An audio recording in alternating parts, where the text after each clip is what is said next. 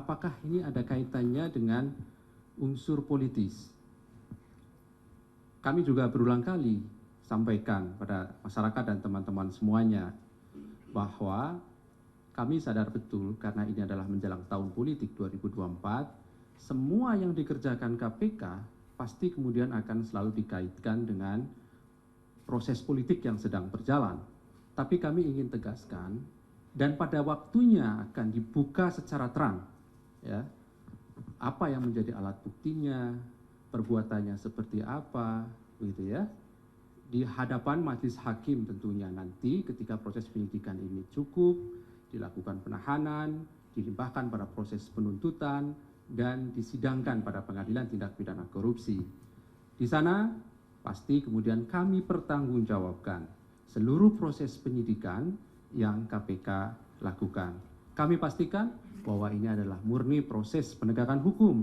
Terlebih jauh-jauh hari kami sudah melakukan proses penyelidikan, bahkan menerima laporan masyarakat juga tahun yang lalu, gitu ya. Sebagai tindak lanjut itu tentu kemudian terus berjalan sampai kemudian beberapa waktu yang lalu kami melakukan proses penyidikan dan dilanjutkan dengan proses penggeledahan.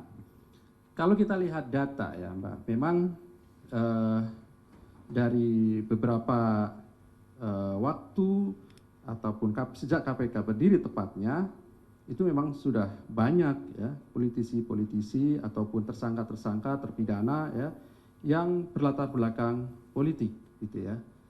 Tapi kami ingin tegaskan tentu yang kemudian KPK lakukan adalah proses-proses yang berhubungan dengan penegakan hukum. Sebagai ambil contoh ya dari data yang kami miliki. Penegakan hukum oleh KPK terhadap para pelaku korupsi yang berlatar belakang politik sejak KPK berdiri tentunya, itu kurang lebih 250 anggota DPRD. Tentu kita tahu anggota DPRD pasti berlatar belakang dari partai politik. Kemudian 133 bupati dan wali kota, 18 gubernur, 83 anggota DPR, dan juga 12 menteri. Gitu.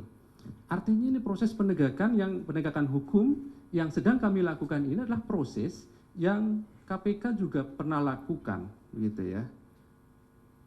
Sehingga kami ingin tegaskan sekali lagi, sama sekali tidak tepat kalau proses penegakan hukum yang sedang KPK lakukan ini dikaitkan dengan proses politik, gitu ya. Tentu teman-teman juga sangat paham bahwa tugas pokok fungsi KPK itu sendiri tidak akan pernah bekerja di wilayah politik. Kami penegak hukum secara terbuka, berkala juga kami sampaikan pada masyarakat, kepada teman-teman, bagaimana kerja-kerja KPK ini dilakukan. Bisa diuji, baik itu dalam proses awal, penetapan tersangka, proses penyidikan, beberapa perkara juga diuji di depan hakim pra peradilan, kan begitu ya. Kemudian nanti di ujung di pengadilan tindak pidana korupsi juga dapat diuji bahkan secara terbuka. Kami juga mengajak masyarakat, teman-teman media, silakan ikuti proses yang sedang KPK lakukan. Kami sangat terbuka untuk proses-proses penanganan perkara sepanjang memang tidak mengganggu proses penyidikan, karena tentu ada strategi-strategi yang harus kami selesaikan dalam proses penyelesaian sebuah perkara.